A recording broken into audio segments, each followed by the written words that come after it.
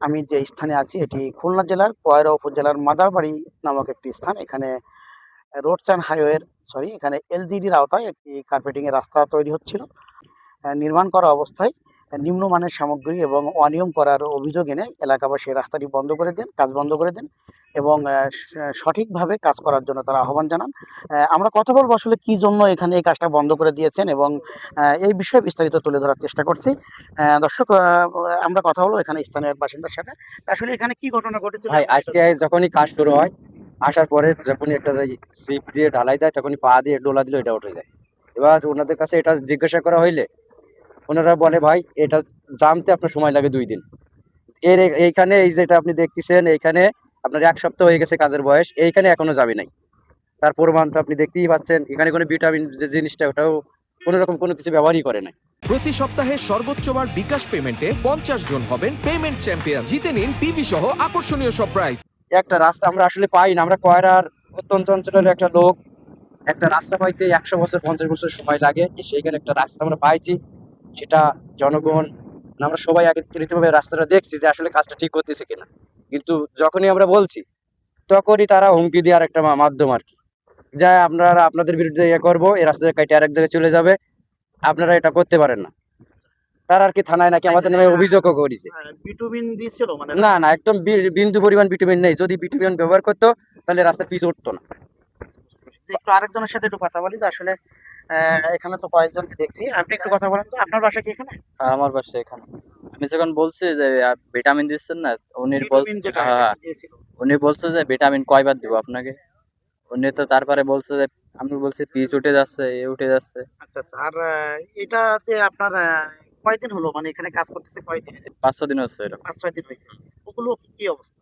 ওগুলো একই অবস্থা, হাত দিলে হাত দিলে উঠে যাচ্ছে। যে দর্শক, আপনাদেরকে যেটা দেখানোর চেষ্টা করছি এখানে বেশ কিছু কার্পেটিং এর কাজ যেটা করা হয়েছিল। এটা হচ্ছে এই যে স্টোনটি আপনারা দেখছেন এটা আরো ২ দিন আগে এখানে এই কাজটি করা বলে এরা এলাকাবাসী জানিয়েছেন। এটা হাত দিলেই উঠে যাচ্ছে। এবং এর সামনে যে রাস্তা আছে এখান থেকে এই রাস্তাটি আরো সামনে গিয়ে ৪-৫ দিন আগে কাজ করছে। সেই রাস্তাটিও উঠে যাচ্ছে বলে এখানে অভিযোগ রয়েছে। প্রতি সপ্তাহে সর্বোচ্চবার বিকাশ পেমেন্টে 50 জন হবেন পেমেন্ট চ্যাম্পিয়ন। জিতে নিন টিভি সহ আকর্ষণীয় সব প্রাইজ। এছাড়া এখানে আরো যেটা আমরা এসে জেনেছি, এই রাস্তাটি আসলে মেয়াদোত্তীর্ণ একটি কাজ। এই কাজটি আমরা জেনেছি ২০২৪ সালের এপ্রিল মাসে এই কাজটি এখানে প্রকল্প দেওয়া হয় এবং টেন্ডার করা হয়।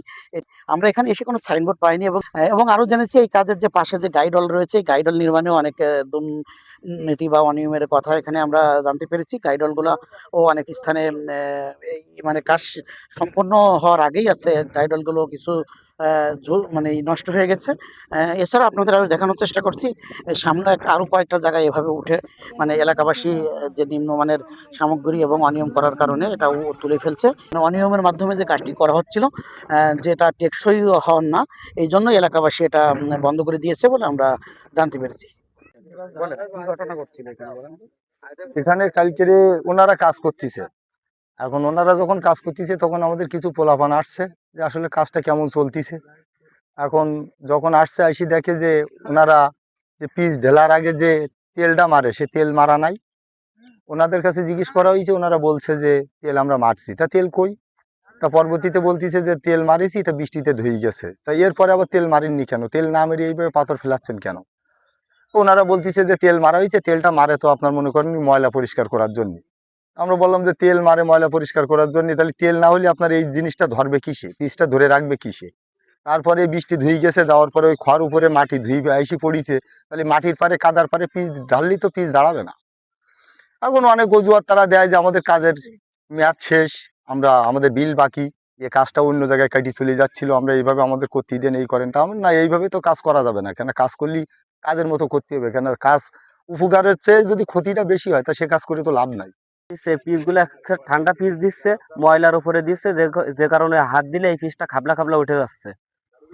৪-৫ দিন হয়েছে ওই পয়লাও পিস দিয়েছে, তারপরে পিস দিতে আসি এই গাড়ি নিয়ে এই জায়গায় হলো পিস ভালো করে দিতিস না। আমি আরো কলাম কি যে ভাই একটু ভালো করে দাও এই জায়গায়, এই কালবটের এই জায়গাটা অন্তত 20 হাজার জায়গা এই জায়গা হলো শুকনো খদ আছে, বালিওতে শুকনো, এই জায়গা পানিও দেয়। আমরা পানি দিতে কইছি, তাও পানি দেয়, কলে ওখানে পানি দেওয়া লাগবে না। ওই জায়গাতে তাড়াতাড়ি হলো পিস দিয়ে ঢুকি দেয়। দেয় হলো হালকা একটু চাবি টাবি দেয়। এই জায়গা হলো ভাঙা, ওই কালবটটা ভাঙা, কলমে ভাঙা কালবট কি হবে, বলে কি পরবর্তী যদি হলো কোনো টেন্ডার দেয় তাহলে সেই সময় হবে। আমি কোনো তাহলে তো সেই তাহলে আর রাস্তা করা লাগবে না।